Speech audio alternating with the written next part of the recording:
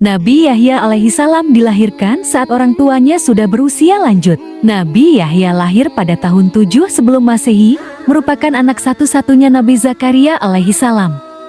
Ibunya bernama Isya adalah saudara perempuan Hannah istri Imran, ibunya Maryam.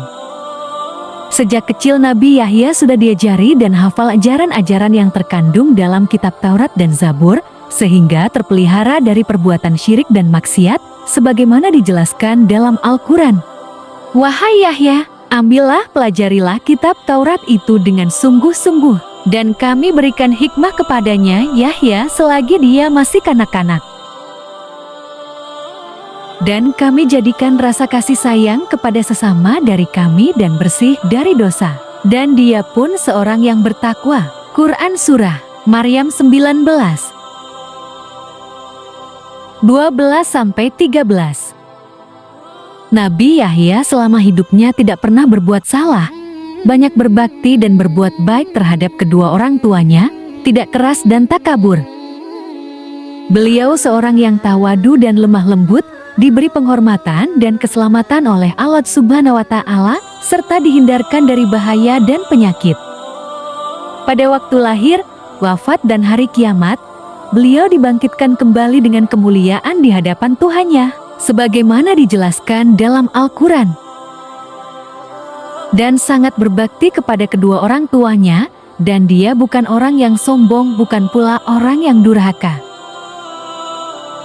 Dan kesejahteraan bagi dirinya pada hari lahirnya, pada hari wafatnya, dan pada hari dia dibangkitkan hidup kembali. Quran Surah Maryam 19 14-15. Nabi Yahya diangkat Allah Subhanahu wa Ta'ala menjadi nabi pada tahun 27 Masehi. Ia membantu ayahnya berdakwah dengan mengingatkan kaumnya dan para pemimpin Bani Israel yang melanggar hukum Taurat. Ia sangat berani menegakkan kebenaran dan memberlakukan hukum agama dengan tegas. Ia selalu menganjurkan agar kaumnya yang berdosa segera bertobat. Pertobatan ini ditandai dengan dipermandikan, dibaptis di Sungai Yordan. Karena itu, Yahya dijuluki Al-Mamadan Pembaptis. Nabi Yahya hidup pada masa Yerusalem berasa di bawah kekuasaan Kekaisaran Romawi 4 sebelum Masehi 39 Masehi dan Herodus sebagai penguasanya. Suatu ketika Raja Herodus berencana menikahi anak tirinya Herodia, dan Nabi Yahya mengetahui rencana itu.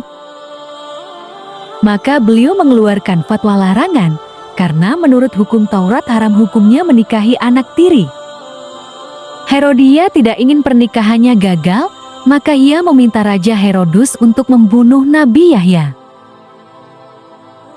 Akhirnya Raja Herodus menangkap dan memenjarakan Nabi Yahya, kemudian membunuhnya untuk memenuhi permintaan kekasihnya, anak tirinya.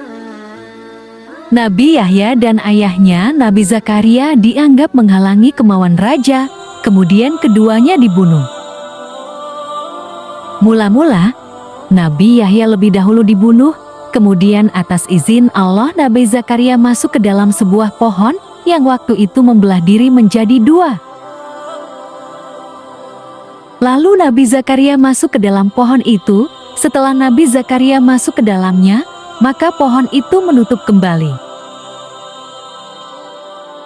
Pasukan raja mencari-cari Nabi Zakaria, tetapi di tempat persembunyiannya tidak diketemukan. Maka mereka berpendapat bahwa Nabi Zakaria pasti mempunyai sihir. Dan tentulah ia berada dalam pohon itu untuk bersembunyi. Pohon itu pun digergajinya, maka matilah Nabi Zakaria di dalamnya karena terpotong gergaji menjadi dua.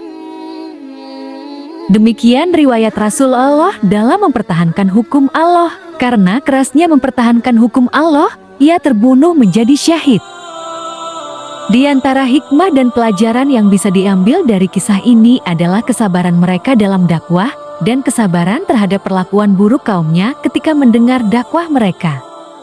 Tentunya Allah Subhanahu wa Ta'ala juga senantiasa memberikan pertolongan dan bantuannya kepada mereka semua ketika mendapatkan kesulitan di dalam menyampaikan risalah-risalahnya.